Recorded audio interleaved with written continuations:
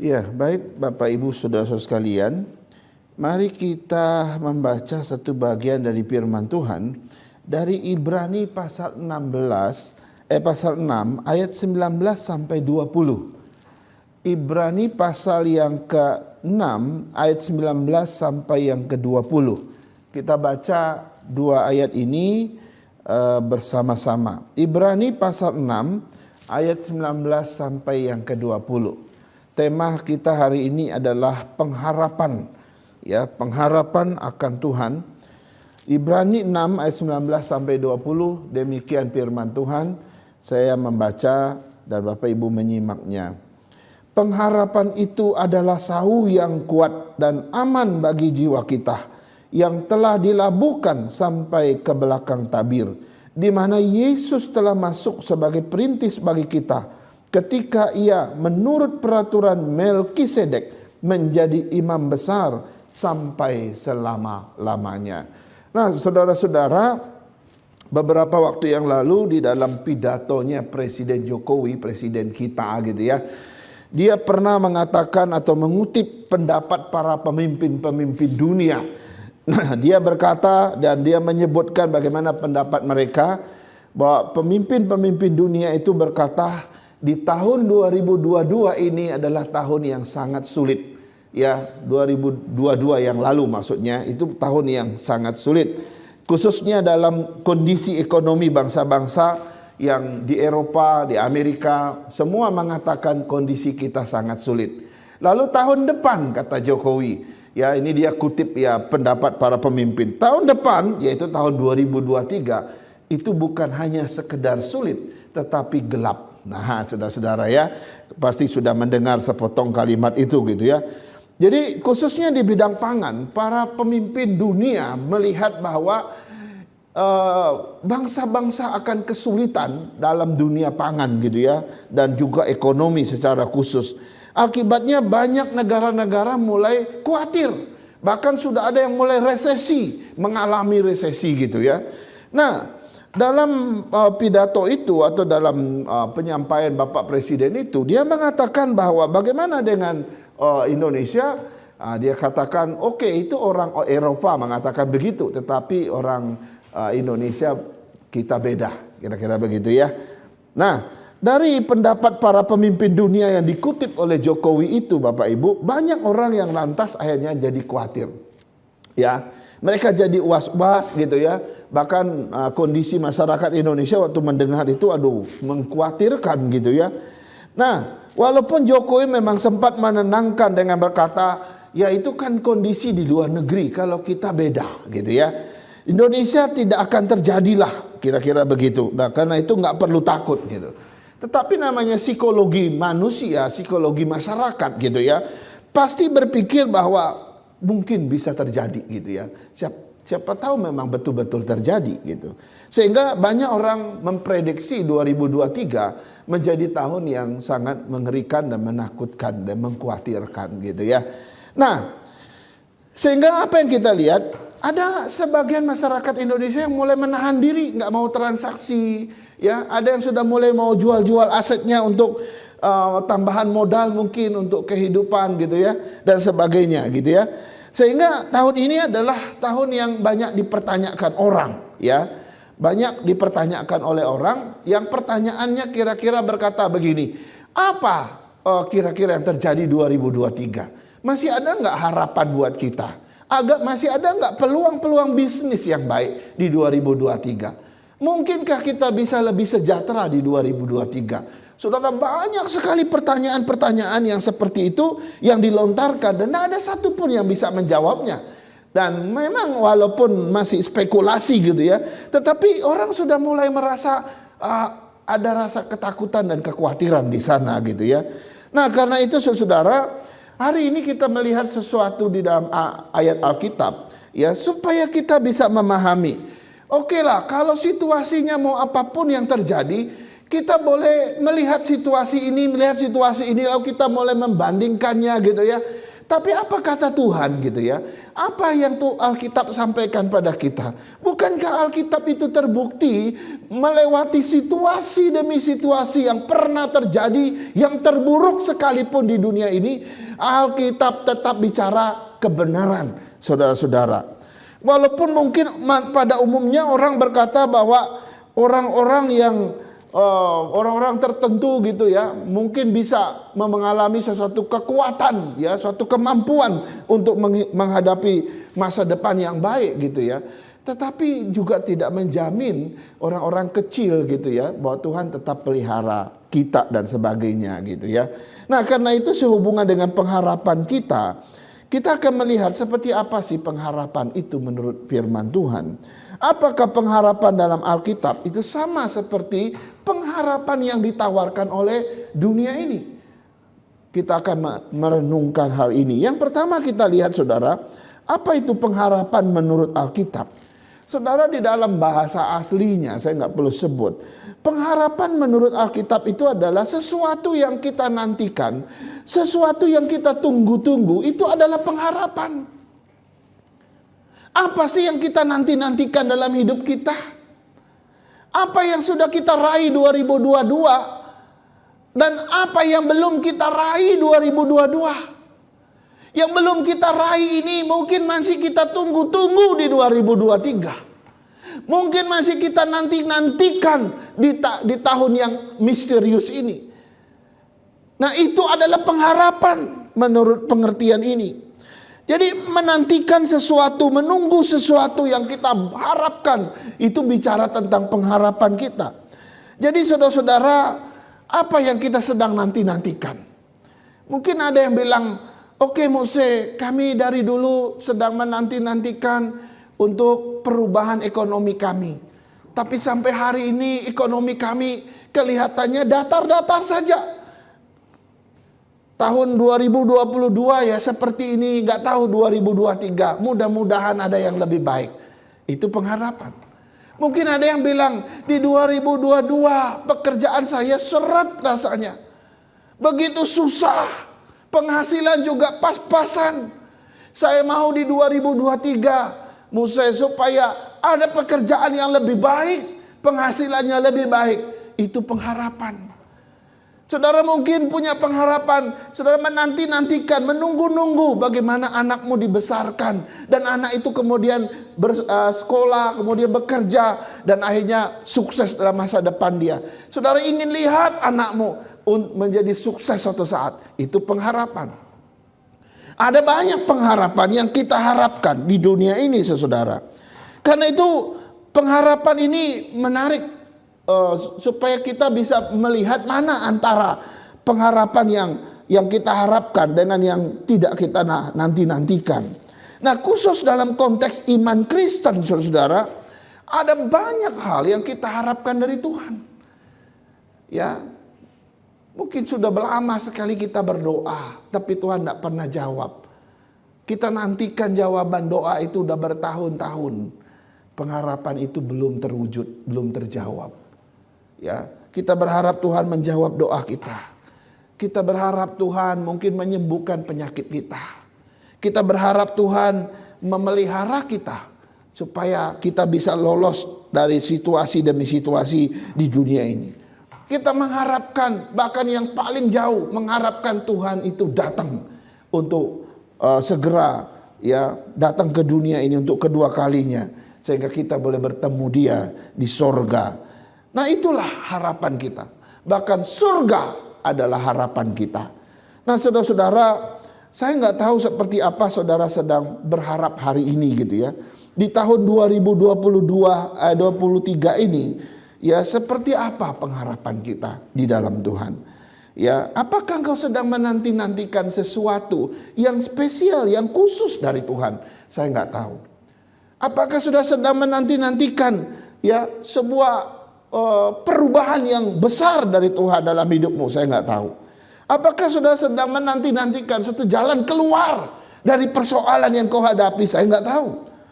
Dan apakah engkau sedang menanti-nantikan ya pengampunan Tuhan atas dosa-dosamu? Saya nggak tahu. Yang jelas Ketika engkau menanti-nantikan, ketika engkau menunggu-nunggu hal itu terjadi, mengharapkan, itu adalah pengharapanmu di hadapan Dia. Inilah pengharapan. Apa yang kau tunggu? Apa yang kau nanti-nantikan? Itulah pengharapanmu. Nah, sekarang kita lihat poin yang kedua. Saya tidak khotbah lama hari ini karena nanti banyak kesaksian ya. Apa bedanya pengharapan menurut firman Tuhan dan pengharapan yang ditawarkan oleh dunia ini? Apa sih bedanya pengharapan menurut firman Tuhan dan pengharapan yang kita temukan yang ditawarkan oleh dunia ini? Apa bedanya, saudara? Minimal ada 3 perbedaan sebenarnya. Harapan yang ditawarkan oleh dunia itu berkaitan dengan segala sesuatu yang ada di dalam dunia. Ya, apa yang ada di dalam dunia, semua yang ditawarkan yang berkaitan dengan yang ada di dalam dunia, itu adalah harapan yang ditawarkan oleh dunia.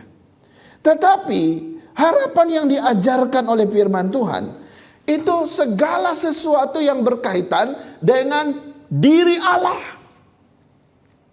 Nah, saya nggak tahu ya, saudara mau pilih yang mana? Pengharapan yang berkaitan dengan segala sesuatu yang ada di dunia ini, atau saudara pilih pengharapan yang berkaitan dengan segala sesuatu yang berkaitan dengan diri Tuhan? Yang mana? Ya, saudara, kekristenan tidak mengajarkan kita, ya, oh saya cuma punya satu pengharapan, yaitu kepada Tuhan saja, gitu ya. Itu tidak salah. Kepada sesuatu yang ada di dunia bagaimana? Oh itu orang dunia lah, kira-kira begitu ya. Tuhan tidak ajarkan kita hidup demikian. Sebenarnya dua-dua itu ada dalam pertimbangan kita. Kita memang sedang hidup di dunia ini, maka wajar kalau kita punya pengharapan yang berkaitan dengan hal-hal yang ada di dunia ini. Tapi jangan salah, engkau juga hidup di dalam dimensi iman spiritual. Maka engkau juga harus punya pengharapan yang berkaitan dengan diri Tuhan, saudara-saudara. Kalau engkau cuma hidup berkaitan dengan punya pengharapan berkaitan dengan dunia ini saja, kau tidak ada kaitan dengan Tuhan, maka ini pengharapan yang tidak sejati, saudara. Tidak benar. Atau saudara hanya punya pengharapan ya dengan diri Tuhan saja, tetapi kepada hal-hal di dunia ini saudara tolak, saudara tidak mau pikirin gitu ya. Ya masalahnya kita masih hidup di dunia gitu. Iya kan? Ya kan Wanda? Ya, yang masih bujang-bujang masih mau merit dong. Iya, mau saya kan masih muda, saya belum punya calon, jadi saya pengen cari masa depan untuk hidup saya, mau cari teman hidup, begitu kan? Lalu kita kalau cuma hidup ada kaitan dengan diri Allah, kita pertimbangkan juga di dalam dunia ini di mana kita sedang ada, menghadirkan shalom bagi orang lain. Ya kalau begitu semua yang di dunia kita tolak gitu. Atau sebaliknya. Jadi dua-duanya kita pegang, saudara, harus seimbang. Yang kedua perbedaannya, semua pengharapan yang ditawarkan oleh dunia itu adalah pengharapan yang bergantung pada usaha dan kekuatan kemampuan manusia. Itu pengharapan yang ditawarkan oleh dunia ini. Tapi pengharapan yang ditawarkan, yang diajarkan oleh Alkitab, itu adalah pengharapan yang bergantung pada iman kepada Tuhan. Ya. Jadi kalau saudara mau hidup terombang-ambing di tahun 2023, ya sudah, bergantung aja pada apa yang ada di dunia ini. Saudara, hidupmu akan seperti ini, kena ombak gitu. Tapi kalau kau punya iman kepada Tuhan, saudara-saudara, hidupmu boleh begini, tapi kau tetap aman, kau damai, kau tetap tenang. Karena pengharapan kepada Tuhan jauh lebih kuat. Perbedaan yang ketiga, pengharapan yang ditawarkan oleh dunia ini adalah pengharapan yang sifatnya sementara, bersifat panah. Tapi pengharapan yang diajarkan oleh Alkitab itu pengharapan yang bersifat kekal, saudara-saudara. Makanya tadi di dalam bacaan kita tadi Ibrani pasal 6, di situ dikatakan apa? Ya, Tuhan kasih satu sau yang kuat yang sehingga jiwa kita aman. Dan sau itu sudah tertancap di belakang tabir. Di belakang tabir itu adalah ada tabir tirai gitu ya. Yang di belakang tabir itu ada Yesus di sana. Artinya apa? Pengharapan kita kepada Tuhan itu melampaui yang sementara ini. Engkau boleh punya pengharapan yang sementara, boleh. Tapi engkau juga harus punya pengharapan yang melampaui yang sementara. Yaitu kemana? Ke surga sana. Dia adalah imam besar sedang duduk di sana. Sau iman yang pengharapan itu mestinya nancapnya di sana. Yang di sini itu hanya sementara. Saudara, hidupmu akan tergoncang luar biasa kalau pengharapanmu cuma berada pada level yang sementara. Mestinya ada satu level lagi paling tinggi, yaitu sampai kepada di belakang tabir itu, yaitu Kristus yang imam besar kita yang ada di sorga. Karena itu saudara, saya bawa kita melihat tadi itu ya, ayat 19, pengharapan itu sau yang kuat. Oke, aman bagi jiwa kita yang telah dilabuhkan sampai ke belakang tabir, di mana Yesus telah masuk sebagai perintis bagi kita. Ketika ia menurut peraturan Melkisedek menjadi imam besar sampai selama-lamanya. Jadi Alkitab mengajarkan dua ini menarik. Bahwa pengharapan itu adalah sau yang kuat. Sau yang kuat itu seperti apa? Sau yang membuat kita itu bertahan terhadap badai hidup. Badai kayak apapun. Ya, situasi ekonomi yang kayak apapun nanti terjadi di 2023. Kita nggak tahu, kalau betul-betul terjadi, kita nggak usah khawatir. Karena kita sudah punya sau. Sau ini seperti jangkar yang mempertahankan sebuah kapal itu terhanyut gitu ya. Dia akan tetap mencengkeram di dalam laut, di karang-karang itu. Walaupun badai membuat kapal itu berputar-putar, dia tidak akan bergeser karena ada jangkar yang begitu kuat. Sau kita itu seperti iman pengharapan kepada Tuhan itu jauh melampaui yang sementara. Hidupmu walaupun diterpa oleh badai, hidupmu akan tetap bertahan di situ. Luar biasa. Lalu kalimat yang kedua yang menarik. Pengharapan itu sau yang kuat dan aman bagi jiwa. Saudara, sebenarnya kalimat aman bagi jiwa kurang tepat. Lebih tepat kalau diterjemahkan begini. Ya, sau yang kuat itu, gitu ya. Itu mengamankan jiwa kita. Itu lebih bagus terjemahannya. Bukan aman bagi jiwa, tapi mengamankan jiwa kita. Jadi iman kepada Tuhan, pengharapan kepada Tuhan, itu membuat jiwamu safe, membuat jiwamu aman. Kalau mau jiwamu aman, hidupmu aman, mesti punya sau yang kuat, pengharapan yang kuat itu. Karena itu safe bagi jiwa kita. Ya, jadi saya nggak tahu ya pengharapan kita itu di dalam Tuhan seperti apa. Yang jelas kita butuh pengharapan yang mengamankan jiwa kita. Nah, kalau sudah bicara tentang jiwa, saudara-saudara, ini bicaranya dalam sekali.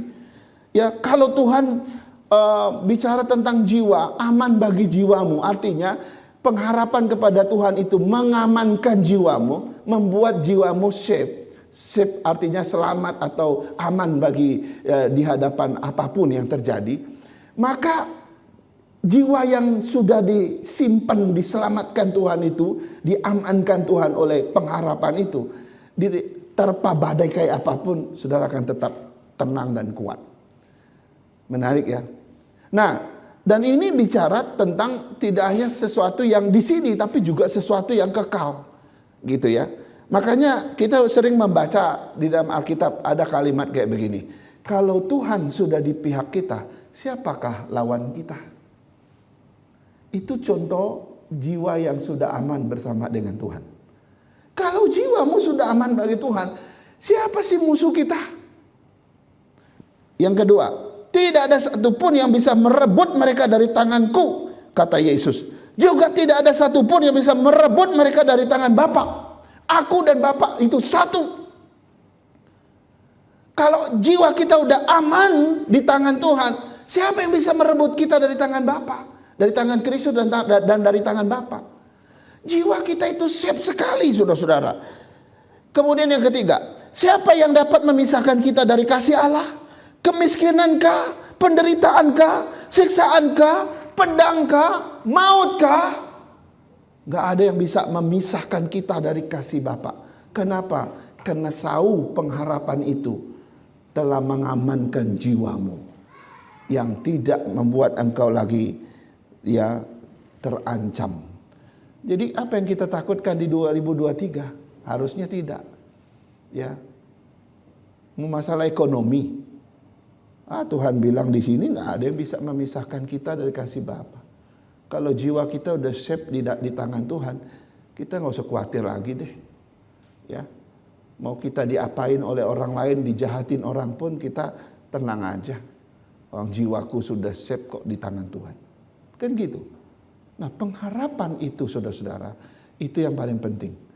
Nah, kenapa sih kalau begitu Mose, kenapa kita nih masih sering khawatir ya, masih sering rasa takut ya, was-was ya, masih suka putus asa ya, masih sering merasa pesimis ya dengan masa depan?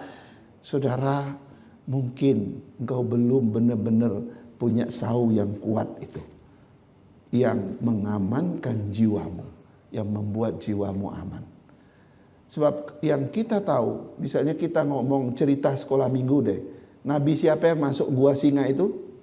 Gio tahu Gio? Gio tahu ya? Ini anak sekolah minggu kita. Siapa Nabi yang ditaruh di gua singa? Nabi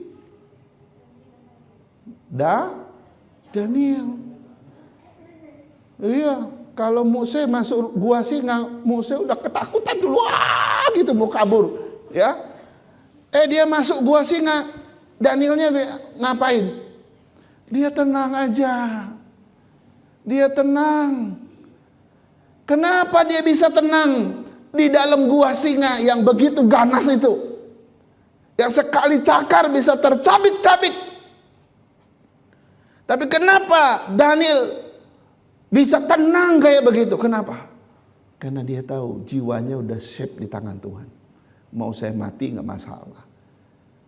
Tapi ternyata Tuhan tidak izinkan dia mati saat itu. Begitu juga dengan 3 orang itu, Sadrak, Mesak, dan Abednego. Ketika diikat mau dibuang ke dalam perapian yang luar biasa panas, mereka kata ketakutan, apa nangis-nangis minta ampun gitu? Enggak. Tetap aja bilang, kami tidak akan menyembah patung Tuanku. Kami tetap menyembah Allah yang benar. Kalaupun kami dimasukkan dan mati, sudah kami tetap percaya. Tapi kalau kami bisa masuk, Tuhan kalau mau selamatkan, kami pasti bisa diselamatkan. Luar biasa imannya. Kenapa bisa begitu? Karena jiwanya udah safe di tangan Tuhan. Waktu dilemparkan, 3 orang kok jadi 4. Tuhan benar-benar hadir, saudara. Rasul Paulus, dia bisa tenang di tengah badai. Berkali-kali mau karam kapal. Kenapa bisa tenang sih? Ada apa? Sampai orang heran. Terus yang dibuang tuh siapa nama Yunus ya? Kenapa? Akhirnya kita semua bisa belajar satu hal dari mereka. Karena mereka sudah punya pengharapan yang kuat dalam Tuhan. Dan tahu betul jiwa mereka udah safe di tangan Tuhan. Nggak akan bisa direbut lagi. Mau mati hari ini pun tidak masalah. Nah, kalau semua jemaat GP Kris yakin seperti nabi-nabi itu, jiwa kita sudah safe di tangan Tuhan, kau gak akan takut 2023 atau 2024 apa lagi yang lebih parah. Gak perlu takut. Kita jalani hidup ini atas pimpinan Tuhan. Mari kita berdoa. Tuhan, terima kasih. Kami bersyukur atas firman-Mu. Firman yang mengajarkan kami tentang pengharapan. Bagaimana kami telah memiliki sauh yang kuat dan melampaui segala hal yang sementara yang berkaitan dengan diri Kristus Sang Imam Besar kami. Tuhan, sauh itu telah membuat jiwa kami safe di tangan Tuhan. Sauh itu telah membuat jiwa kami tenang dan tidak akan pernah takut lagi. Kenapa? Karena kami tahu kami aman di tangan Tuhan. Berkati jemaat-Mu untuk menjalani 2023 Apapun pergumulan mereka Tuhan, yakinkan. Biar kami tahu bahwa jiwa kami selamat di tangan Tuhan. Dalam nama Yesus kami berdoa. Amin.